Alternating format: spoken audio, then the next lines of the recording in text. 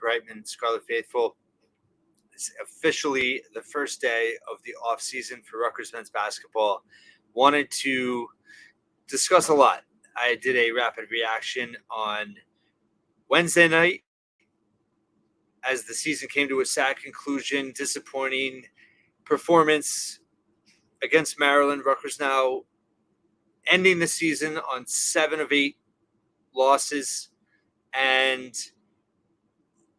it was very frustrating to see this team not be able to come through in certain spots down the stretch. And now we're at a pivotal point for the program, for the Steve Pikiell era. And it's exciting, but it's also I think it's fascinating in terms of where this offseason can go. So many different directions. We're going to be finding out about the roster soon. And Steve Pikiell has already come out with comments, after the Ohio State game in terms of learning from last offseason, and his approach. He mentioned after the loss yesterday, I was on the Zoom call, the press conference, and he said he was on a mission. He has urgency, and that's a good thing.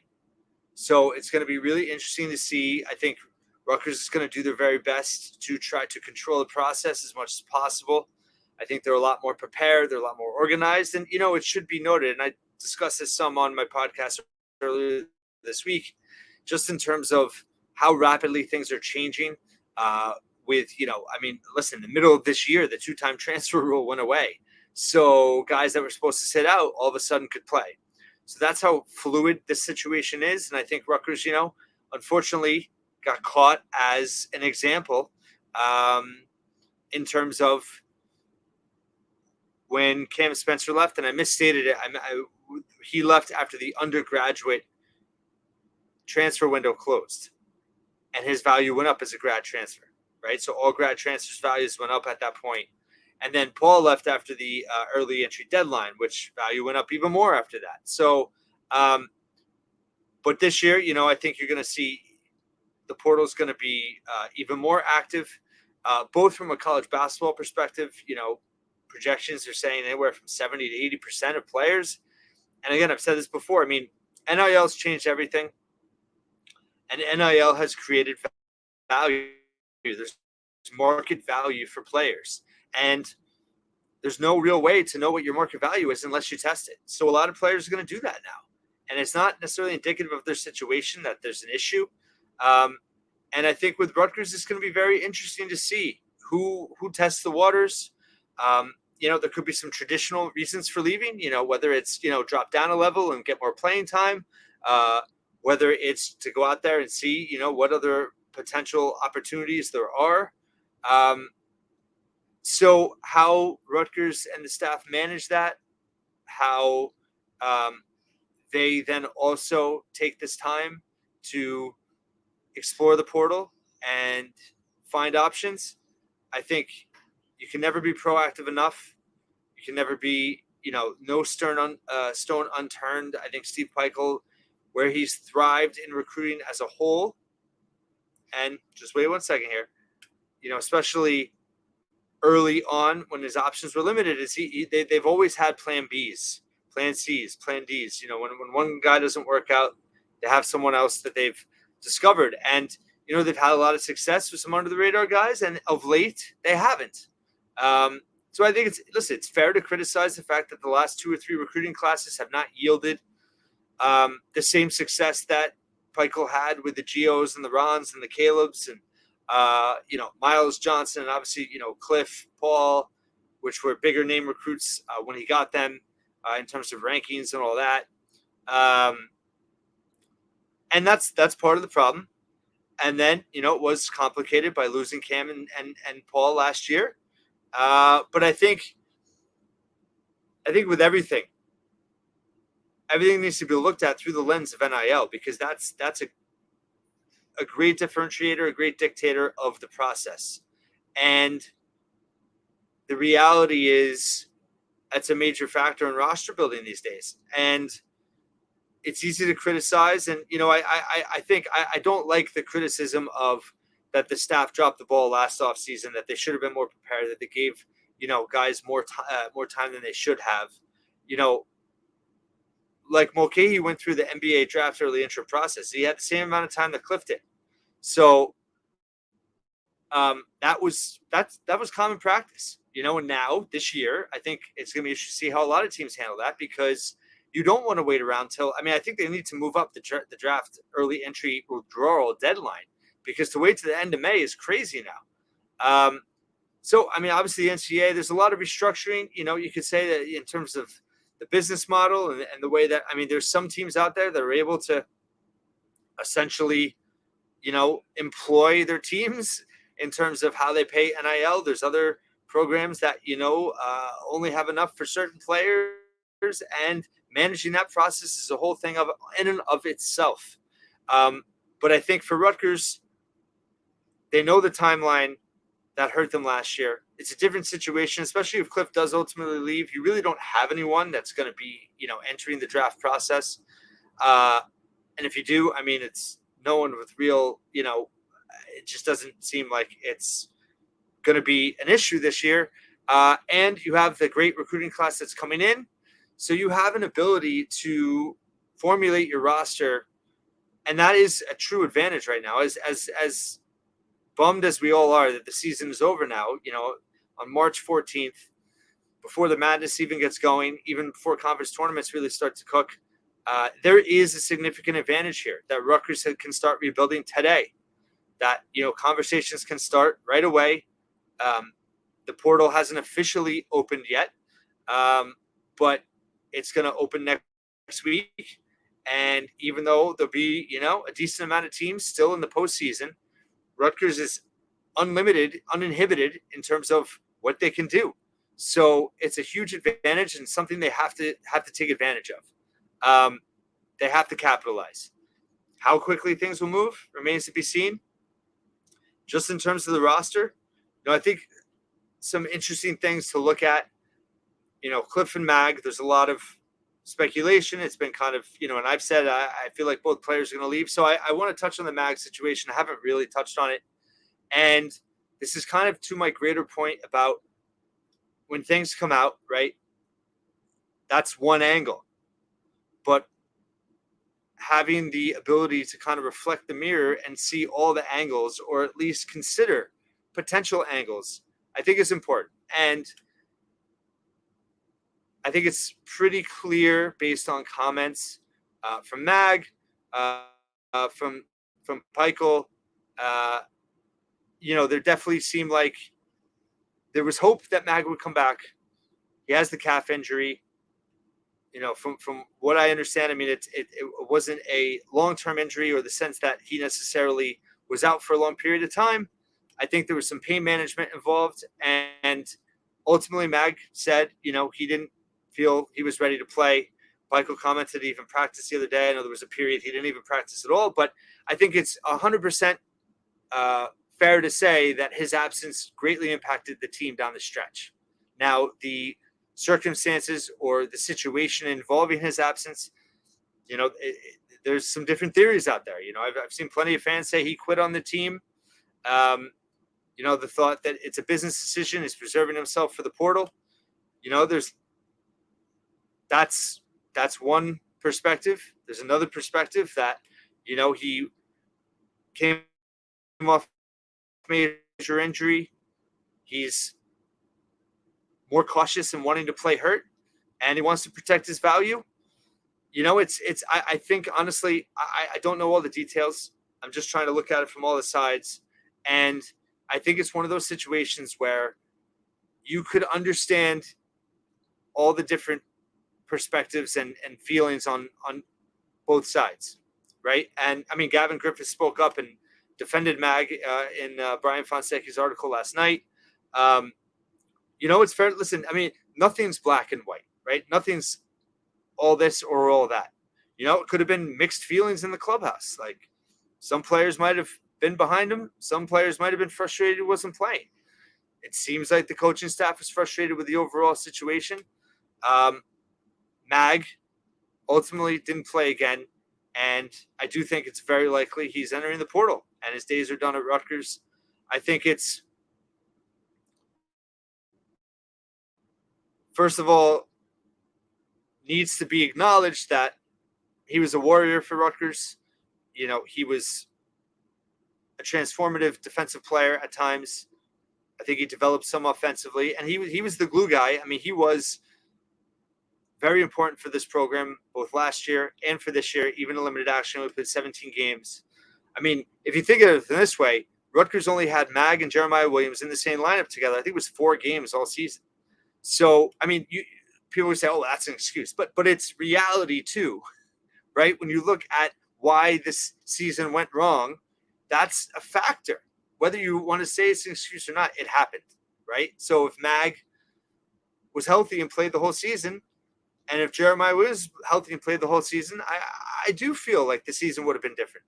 And then, yeah, Cam, I mean, people saying, oh, well, Cam, wouldn't have made this team an NCAA team. Okay, but Cam would have led this team in shots. And he had the 6th best three-point shooting season in program history last year. He just made first team All Big East. He's shooting the lights out again. He would have gotten the bulk of the shots, instead. And this is no disrespect to Derek Simpson, but he had a very, very, very poor shooting season. It's like, I have to look it up, but it's not good. And he was second on the team in shots.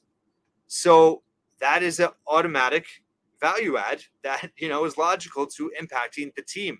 And I think for Derek's sake, he had to play a bigger role than he really was going to play and was ready for. So it's a domino effect. And so there's nothing that's black and white. There's nothing that just automatic, okay, this happens, so that happens, so this happened. Things are more complicated than that. But going back to Mag, it certainly impacted the team.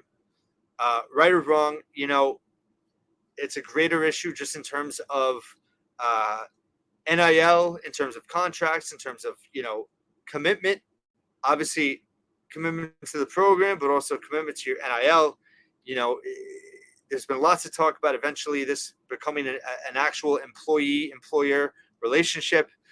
Not really here to debate that, but what I'm saying is I think that some of that formality can bring clarity to some vagueness that, is in this type of situation you saw. So I understand why everyone's frustrated. I think everyone has a right to be frustrated. And Mag, listen, he has a right to protect his own interests, right or wrong.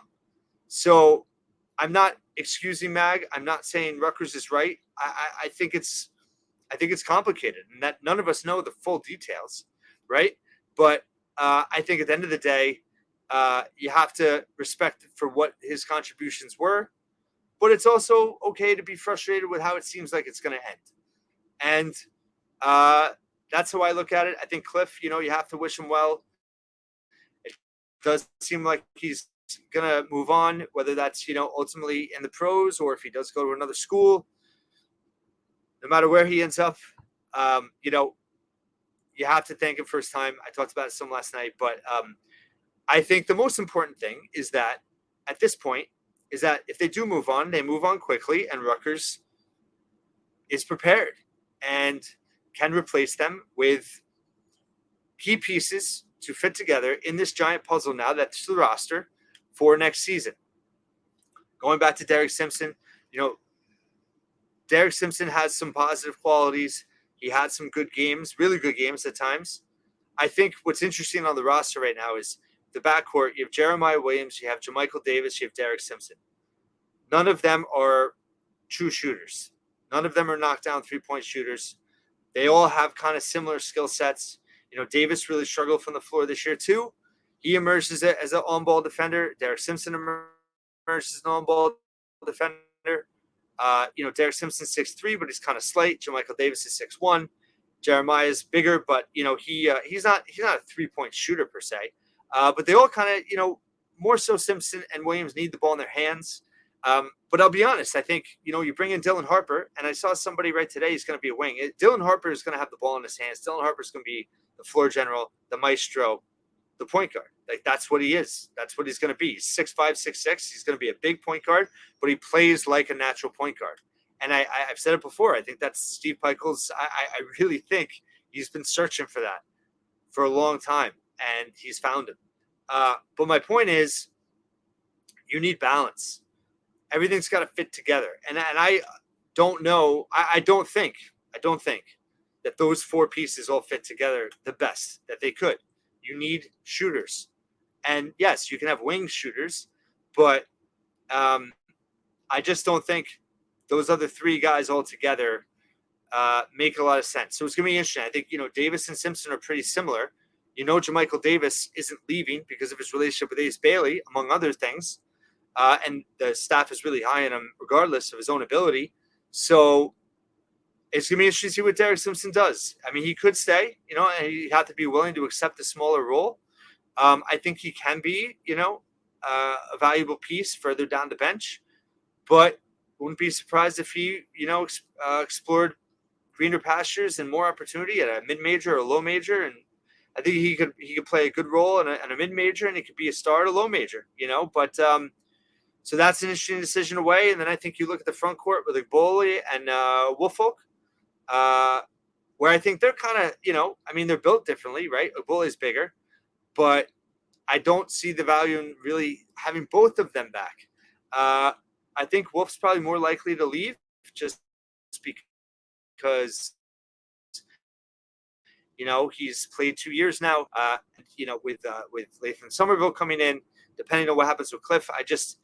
He's done some good things, but I don't think he's shown he's at a level where you can count on him to be a Big Ten starter. And when you enter your junior year, if you're not at that level, it's probably best to look at other options. And I feel like he's more likely to stick around simply because, he's still coming off injury. He showed some flashes. He's raw. I think the staff's really high on him, but, I don't know what opportunities necessarily would have that are better. And I think the staff would be happy with him to stay in a backup role.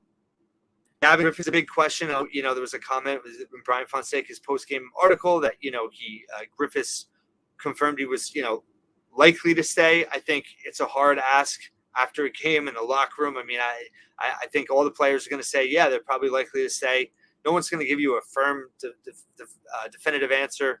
I don't think, even if they do, like, it's just in this day and age, like the way, it's all dictated by NIL and value. You can't, your situation today is not going to be the same potentially in 2 months. And, everyone has loyalty, but, everyone's loyalty has a price too. And let's not kid ourselves. I mean, and that's, if you want to kill a kid because, they get a 6-figure offer, I'm not going to kill him for that. I mean, it stinks, right? I mean, what happened with Cam and Paul stunk. And, it was a different situation. Cam was here 1 year. Paul, obviously a 4-year guy, but there's no guarantees. And I think the staff is going to try to control things the best they can and expedite the process the best they can. But again, there's no guarantees. The only thing that's a guarantee is certain deadlines, like the undergraduate deadline to enter the portal. The early withdrawal, like I said, there is no post-grad deadline. There is no 2-time transfer rule. But I think if Cliff does leave, you obviously have to add a big out of the portal. And you have Lathan Somerville coming in. Someone I think misinterpreted. I probably didn't explain it well in terms of saying that Somerville wasn't physically ready for the Big Ten. I didn't mean that he wasn't. He's obviously, a big body. I just think he has to fine tune. He has to get stronger. He has to get more cut. For the Big Ten, it's a huge adjustment. And, he's got a lot of mass, but he's got to refine his strength, I think, for the Big Ten. So I don't think it's fair to expect him to start. I know he had a great senior year. I really like his skill set. I'm really high on him long term. I think he can play a role next year, but I don't think it's fair to expect him to start. I think you got to bring in a transfer who can start. And, maybe it's not a 4-year high major guy that is going to demand 30 to 35 minutes. And it's a guy that has a lot of talent that, maybe is a little less established, that you can predict will probably start, but there's a real battle there. And maybe they end up platooning. Maybe Somerville ultimately overtakes him. Maybe that person you bring in does, assert themselves, but you give yourself some options there. Because the other thing in this too is, the balance, the back end of the balancing act is that you can't bring in all these freshmen and then, block them from opportunity. And yes, some of them are going to have to be patient. They're not all Dylan and Ace in terms of one and done projected lottery picks. But you have to keep everybody interested. Roster management is at an all-time difficulty, not just in terms of NIL and bringing guys in, but, managing egos, because that NIL impacts the locker room.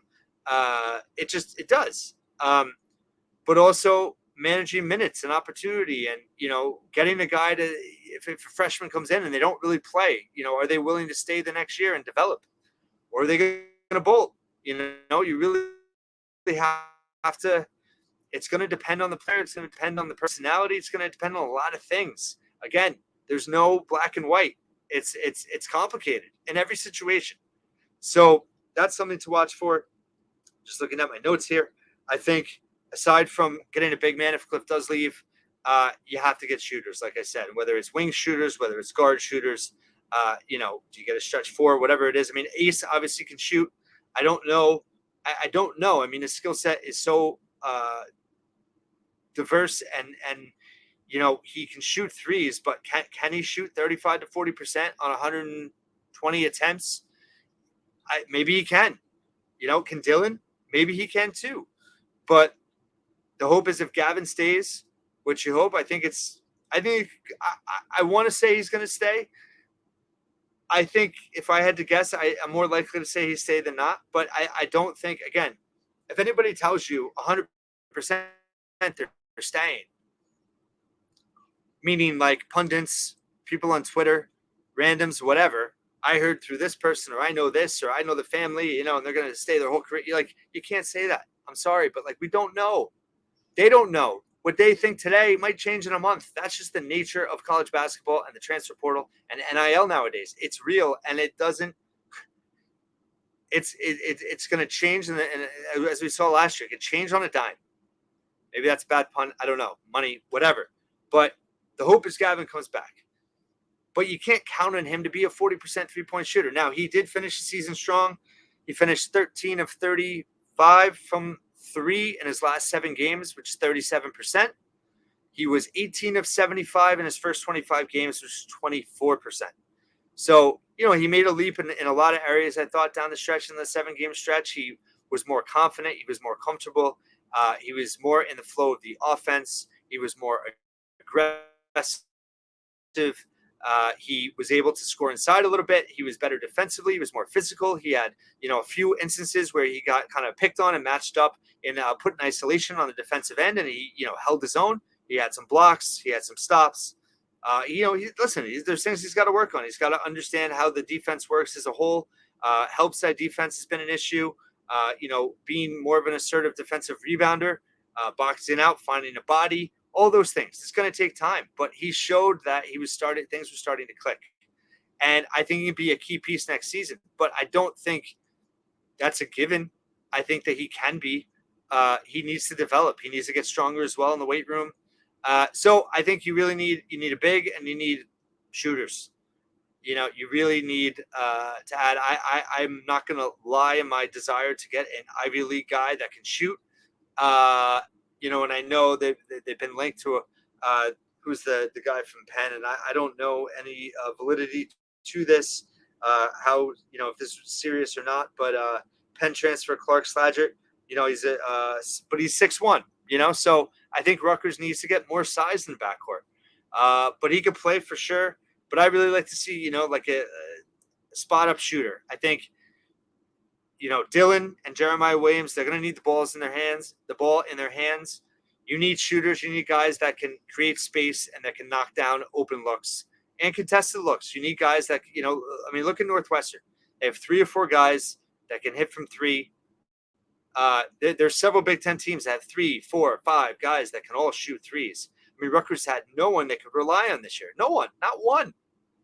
You have to have at least 2 for your ceiling as a team to expand, to rise. You have to have guys you can count on from 3. You can't win games going 4 of 21. You got to make 7 to 8 threes a game, and you got to have the ability to get hot. And that's sometimes teams make runs in March. They get hot from three, and they're balanced, and they can play. I think Rutgers, pace. We're talking about pace. I mean, if you ever watch some of the other leagues, I mean, I watched Baylor, Texas a couple weeks ago. I mean, it was insane. It was not the same sport. The pace of play, the athleticism on the court was off the charts. It was a track meet. And Rutgers didn't come close to that this year. They were good in transition. They didn't do it enough, but they also weren't good enough. They couldn't finish well enough. Rutgers really struggled at the rim, finishing, drawing contact. That's got to change, and I think that's got to be a priority in how you recruit as well. So you have to improve the athleticism, you have to improve the talent, and you have to improve the balance. You need a more balanced backcourt. You need a more balanced roster. How is everybody going to fit together? How is the rotation going to fit? It can't just be 12 guys, roll out the ball, and let's see who wins a position. You have to have – and I thought that's what the 24 recruiting class, it's been well thought out. I think Dillon and Ace and Somerville, those are three very good pieces that fit together, that all have different skill sets. Ace, more of a wing, that's dynamic scorer, can be a rim defender as well. Lathan, is kind of a stretch big that has some ball skills, that can shoot, but he can bang inside too. And then Dillon is kind of the playmaker who can do it all, and is unselfish as well. So those three fit like a glove, in my opinion. And now it's fitting the pieces around it. Jeremiah Williams, how can he fit into that? I think he can. I think, his size, his defense, it's got to mesh with Dillon in terms of, but, maybe it gives Dillon some more versatility. He could play off the ball a little bit at times if Jeremiah could take it. So I think it's a lot to make work, and Pikiell seems up for the challenge. He seems to recognize the uniqueness of this opportunity with this class coming in and what's at stake and what needs to be done. And he's got to build a roster that makes sense. He's got to build obviously chemistry on the court, off the court, but the pieces have to fit. Just see if I missed anything here. I think in terms of just talking about NIL, I think Rutgers has NIL. I think in terms of Ace and Dillon, they have a certain – they are in their own stratosphere in everything, in their talents, in their buzz, in how they have been projected in the NBA, but also just in terms of their marketability. I think that I saw something somewhere where it was like, how did Rutgers attract all this NIL for them? And I think Rutgers attracted Ace and Dillon, and Ace and Dillon want to be at Rutgers, and the NIL kind of I do think that Rutgers generated some NIL for them.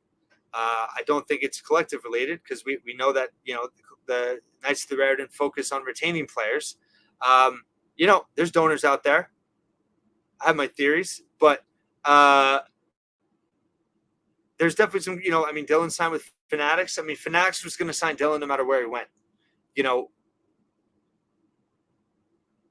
Is Adidas involved? I think they might be. Adidas would probably be involved wherever they went. Regardless, the other thing is them being lottery picks. NIL is important to everybody, but, some of these guys that, enter the portal, they're looking for that one payday. Dillon and Ace, this is going to be their first of what they hope is a very long NBA career and many paydays. So they didn't necessarily go to the highest bidder. They went somewhere they want to develop, where they have relationships, where they think they can succeed, and that will challenge them and get them ready for the next level. And if anything you take away from this podcast, for all the people that are doubting Pikiell and having concerns, and listen, it's natural, right? It was a disappointing season.